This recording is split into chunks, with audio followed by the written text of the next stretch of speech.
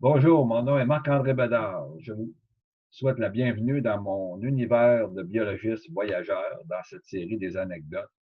Aujourd'hui, je vous présente les charismatiques girafes du Botswana. Les girafes mesurent 18 pieds de haut, soit presque 6 mètres. Elles sont parmi les grandes vedettes des safaris en Afrique.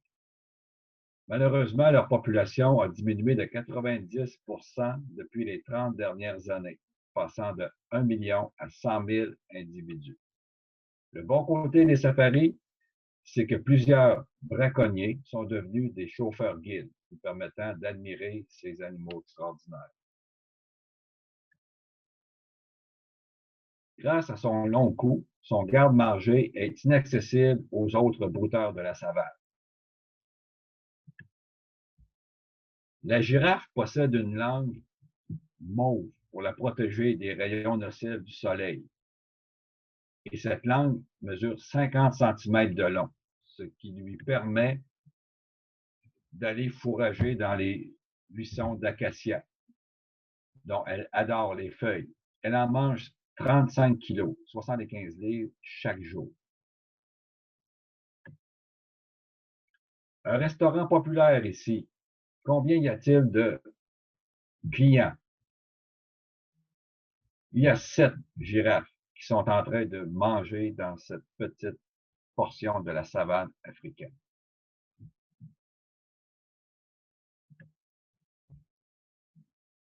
Les pics-bœufs à tête jaune vont manger les tiques sur la peau des girafes qui se laissent faire tranquillement, profitant de ce nettoyage. La robe des girafes peut être foncée ou pâle, peu importe le sexe ou l'espèce de girafe. Ici à gauche, vous avez une girafe d'Afrique du Sud, dont les taches sont au contour très variés et très irréguliers, avec des espaces blancs qui sont assez larges. À droite, vous avez la sous-espèce de girafe d'Angola, qui a des marques très polygonales, espacées de petits traits blancs, avec beaucoup de contraste entre les deux. Donc, c'est les deux sous-espèces qu'on voit au Botswana. Les photographes adorent les girafes parce qu'elles prennent des poses, toutes sortes de poses.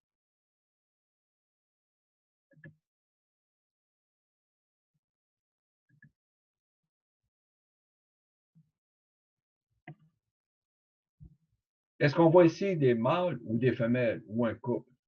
Comment les différencier? Un truc de biologiste.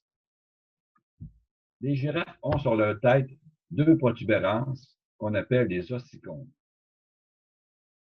Ils sont, au contraire des cornes de bœuf ou des bois de cerf, toujours recouverts de peau. Chez les femelles, l'extrémité des ossicones est poilue, comme on voit ici.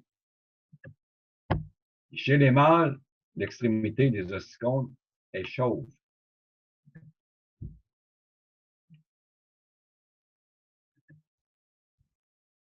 Pourquoi les mâles ont perdu le poil au bout de leurs ossicones? Parce qu'ils se battent. Et j'ai eu la chance de photographier un combat entre ces deux mâles ici au Botswana.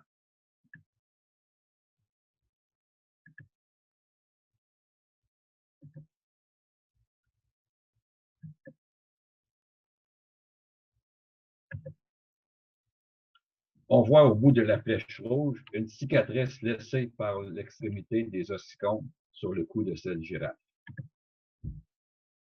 Bon, on va dire que ça suffit pour aujourd'hui. Je vous dis merci et à la prochaine pour une autre anecdote du biologiste voyageur. Pour votre prochain voyage, offrez-vous une destination exotique en petit groupe avec Voyage Humania. Notre devise, ensemble, préservons la beauté du monde. Une image vaut 1000 mots. Je vous invite à visionner d'autres anecdotes du biologiste voyageur sur notre site web Merci de vous inscrire à notre infolette ou à notre page Facebook pour être informé de nos prochaines activités. À la prochaine.